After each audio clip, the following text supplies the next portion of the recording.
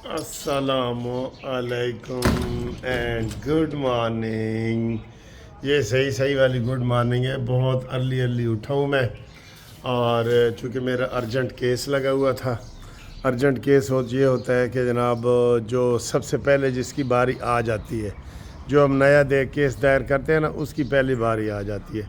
तो आज जस्टिस रज़ा साहब के पास मेरा केस लगा हुआ है, और इस वक्त जब मैं ये बाहर निकल रहा हूँ, आप यकीन करें इतना प्यारा मौसम है ना, इतना प्यारा मौसम कि आपको कहना पड़ेगा कि तेरी 2 टके दी नौकरी तो मेरा लाखों का सावन जाए। तो ये मेरे कबूतर भी बहुत खुश हैं, परिंदे सारे, ये मिस्री मुर्गियाँ, ऑस्ट्रेलवी तोते, ये बहुत खुश हैं ये कि जनाब मौसम अच्छा है। और मलक साहब ने सुबह सुबह हमें नाश्ता कराया है। मैंने इनको ना सुबह नाश्ता करवाया है, बड़ा ज़बरदस्त। बिल्ली भी फिर रही होती है, ये बुलबुल फिर रहा है, ये आवाज़ें आ रही थी बहुत प्यारी प्यारी मुझे। ये देखें, बहुत ये अच्छा जी, बहुत प्यारा मौसम है। जितनी तारीफ़ की जाए उतनी कम है। नज़र आ रहा है आपको। और आज 29 अप्रैल है, बस एक दिन इस अप्रैल का रह गया है, तो फिर जनाब इंशाअल्लाह ताला सत्ते ही खैर आने वाली ने। ठीक है, अब मौसम की और मैं क्या तारीफ़ करूं।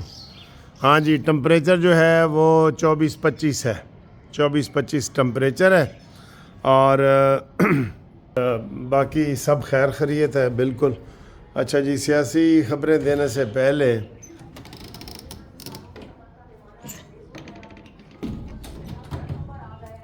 मैं आपको ये बता दूं कि जनाब ग्रुप लाइफ इंश्योरेंस के केस माशाल्लाह कितने 4 साल के बाद लगना शुरू हुए हैं।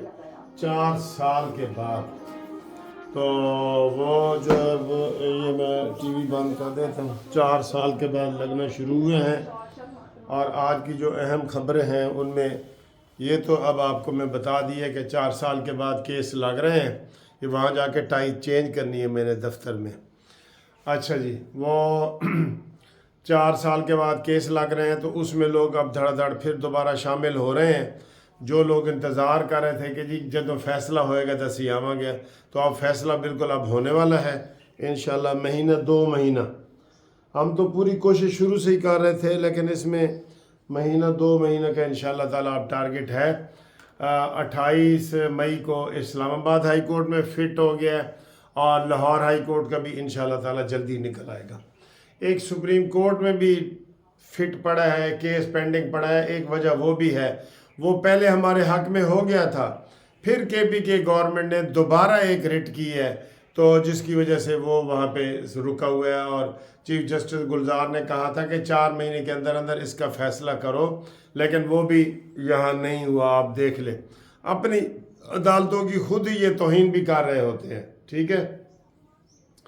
अच्छा जी, दूसरी आपको मैं ये बताऊं कि आज किसानों ने हड़ताल का ऐलान किया हुआ है, और किसानों ने कहा है जी कि पूरे पंजाब के जो किसान हैं वो लाहौर में जमा हों, असम्बली हाल के सामने, वहाँ वो करेंगे।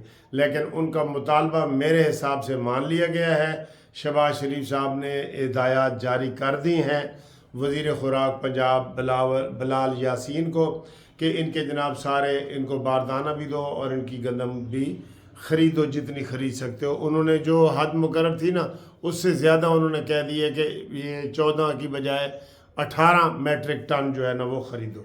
तो मेरे हिसाब से ये बड़ी अच्छी खुशखबरी है। देखें आगे उनको असल वो हकूक़ मिलते हैं कि नहीं। दूसरा जनाब ट्रेन मार्च चल रहा है, और ट्रेन मार्च चल रहा है जनाब अली, वो शुएब शाहीन वगैरह हारे हुए जो पीटीआई के हैं ना वो। अब मुझे लगता है इमरान कहता है कि ए भी एक दफ़ा जेल जान, मैं जेल पे आना ए भी जान, क्योंकि अंदर से उनको उंगली देता रहता है वो अशकल उसे क्या उंगली देता रहता है कि जी करो, कुछ करो मेरे वास्ते, तुसी कुछ भी नहीं करते। लकी मरवत तू ही कर, अली गोहर तुम करो, शाहीन साहब तुम करो। तो वो सबको जो है ना बारी बारी कह देता है, इसलिए उनकी दौड़ें लगी हुई हैं। ये क्या कह रहा है जनाब हमारा वो एक ये लीडर क्या कह रहा है, ये देखें।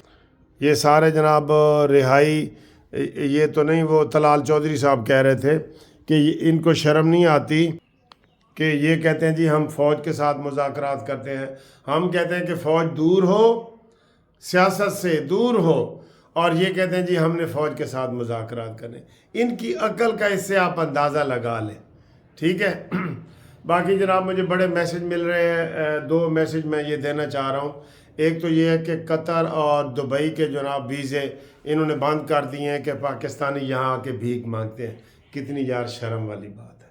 یقین کرو کہ یہ کیسے بھکاری ہیں بدبخت جو ادھر سے 1.5 لاکھ روپے کا ٹکٹ لیتے ہیں، پھر 30-40 ہزار کا ویزا لگواتے ہیں اور وہاں جا کے بھیک مانگتے ہیں. صحت مند بالکل، کوئی وہاں پہ اندھا بنا ہوا ہے، کوئی گنگا بہرا بنا ہوا ہے، کسی نے ایسے اپنی گردن کی ہوئی ہے ٹیڑھے، اور کوئی لنگڑا کے ایسے سے چل رہا ہے. تو یہ ڈرامے کر رہے ہیں اور انہوں نے پاکستان کو بدنام کر کے رکھ دیے. ان کے خلاف سخت سزائیں ہونی چاہیے. یہ نہیں کہ ان کے پاس پیسے نہیں ہیں یا غربت نہیں، یہ پروفیشنل ہیں، عادی ہیں. 1.5 2 لاکھ روپے سے ادھر کوئی ریڑھی نہیں لگا سکتے. ریڑھی لگا سکتے ہیں نا، وہ لگائیں. لیکن انہوں نے بدنام کیا ہے. تو دبئی کے ویزے بھی بند ہو گئے ہیں، قطر کے بھی بند ہو گئے ہیں. تو ہماری حکومت سے گزارش ہے کہ وہ اس میں پڑے. یہ لوگوں کا انڈیویجول فیل ہے، تو اس کو حکومت ہر خاص و عام کے لیے ویزے بند نہ کرے. پاکستانیوں کے لیے بند کر دیے اور بنگلہ دیشیوں کے لیے. ٹھیک ہے، یہ غلط ہے. پھر ایک مجھے اوورسیز سے میسج آیا کہ جناب ہمارے جو لوگ باہر فوت ہو جاتے ہیں نا، ان کی جو ڈیڈ باڈی ہے اس کے پر لاکھوں روپے یہ لگاتے ہیں. تو اس کو فری لانے کی یہاں پہ ہمیں اجازت ہو پی آئی اے کی طرف سے کہ وہ باہر سے ڈیڈ باڈی فری لائے. ویسے یہ جذبات ہوتے ہیں، میں آپ کو یہ بتا دوں. ویسے حدیث جو ہے نا وہ یہی ہے کہ جہاں آپ علماء زیادہ گائیڈ کر دیں گے میں کہ کوئی جہاں فوت ہو جاتا ہے نا اس کو وہاں دفنا دو. مثلا میں یو کے میں فوت ہو جاتا ہوں تو مجھے یو کے میں دفنا دو. ٹھیک ہے.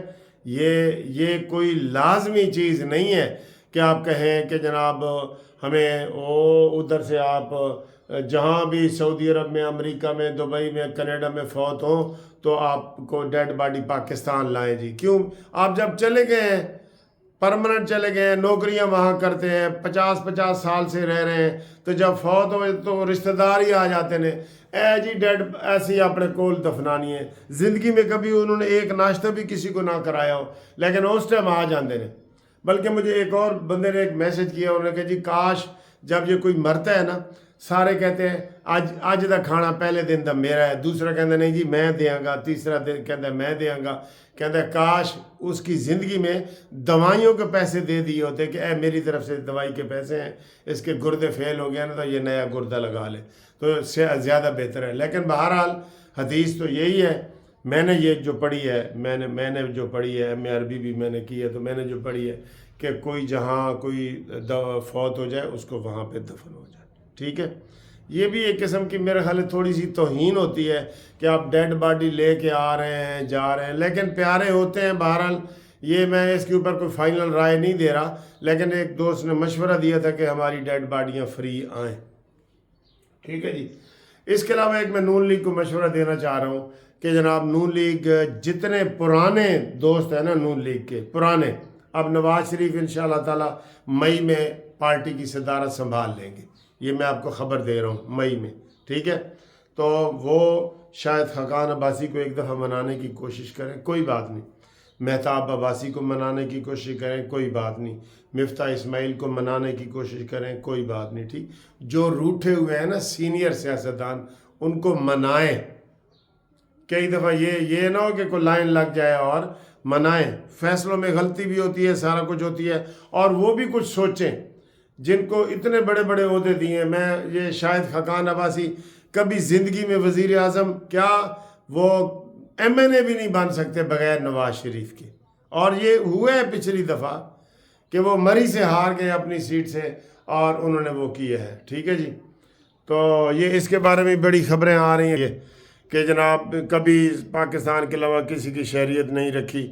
بھئی ان کی پوری فیملی کی امریکہ کی شہریت ہے. یہ اسلام آباد ہائی کورٹ کا اعلانیہ جاری ہوا ہے کہ جناب ساڑھے کوئی یہو جہا کوئی نہیں. ان کی ساری باہر کی جو ہے نا یہ وہاں باہر پڑتا رہا ہے. تو باہر کی ان کی جو ہے نا وہ شہریت ہے، اس سے انکار نہیں کیا جا سکتا، فیملی کی ہے، بچوں کی ہے، ان کی بھی ہے، سب کی ہے۔ تو بہرحال یہ تو بڑے لوگ تجویز دے چکے ہیں کہ جو بھی بڑے عہدوں پہ جیسے چیف آف آرمی سٹاف ہے نا، وہ جب ریٹائر ہو تو اس کے اوپر پابندی ہو کہ وہ باہر کسی ملک میں پرماننٹ نہیں جا سکتا، ٹھیک ہے نا، ان کے پاسپورٹوں پہ لکھ دیا جائے کہ یہ کہیں کے بھی شہریت، چیف آف آرمی سٹاف ہمارے اور DGISI ہمارے جرنل، یہ بڑے بڑے ان کے اوپر پابندی ہونی چاہیے کہ وہ اپنے ملک میں باقی زندگی صرف کریں، پینشنیں لیتے ہیں نا سارے، ٹھیک ہے۔ تو انشاءاللہ میری دیر ہو رہی ہے، اگلی ویڈیو میں آپ سے مزید بات شات کروں گا کیس کرنے کے بعد انشاءاللہ، ٹھیک ہے۔ اللہ حافظ۔